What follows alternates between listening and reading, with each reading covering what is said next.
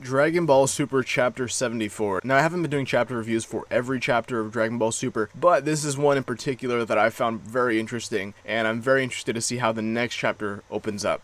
So basically, this chapter opens up with, if you've been keeping up, you know that Goku just fought Granola and kind of got slapped by a clone. Now Vegeta's gonna fight the original Granola. And Granola's still thinking along the lines of, you know, this Frieza's this guy's boss, so I'm gonna kind of save my energy for him. But Vegeta and Goku kind of like proceed to kind of tell him that Frieza's a foe of them. They don't really care for him. They parted ways a very, very long time ago. And he jumps into Super Saiyan Blue and uses a very interesting ability on Vegeta. I don't think we've really seen him use this type of ability before. Puts his hands on the ground, pushes a bunch of rocks out of the ground and blows them up, kind of like some fireworks.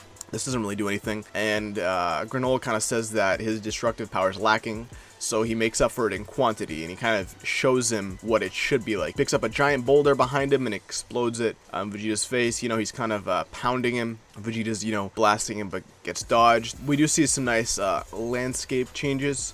This one scene in particular kind of reminds me of the Cooler movie, where they're fighting around the trees. It's very, very interesting. But Vegeta doesn't really seem to be standing a chance. He's more on the defensive. He's getting kicked. He's getting punched. He gets pummeled into the water. He's gets bombarded with a bunch of blasts. They're fighting inside. Then he's inside of a waterfall, and he basically says, "Aim assist oatmeal," and then he hears something from the little phone in his ear, and it says Roger. He shoots a blast, and it seems like no matter where he shoots it from, it's gonna nail Vegeta, so it does, and he blocks it, and Granola says that, you know, resisting, you don't really have a chance, and then it blows up in his face, and Granola's like, what? So it looks like he used the Hakai ability here. This is the first time he actually used it in action, and Granola's like, you know, you're way stronger than I expected, and then Vegeta points out that Granola's very, very, you know, high and mighty. He's very, very cocky here, and they basically fight for a little bit longer over, you know, the tree landscape. He's kind of like, you know, blowing up Vegeta's blasts, and he keeps saying resisting is pointless.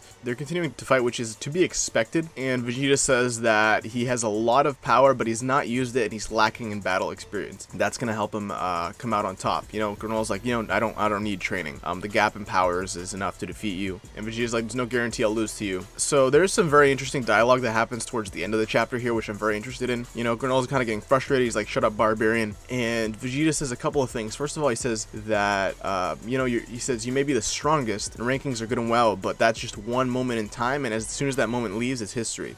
He said, for instance, I'm already stronger than I was minutes ago. What does this mean? This means that he is getting stronger as the battle progresses. This is not a Zenkai boost. As we know, Saiyans have Zenkai boost, which happens after they already lose a fight. They get like that much stronger. We saw this a couple of times in like the Frieza saga, and as the show progressed, we kind of, as the anime progressed, we kind of see less and less of that.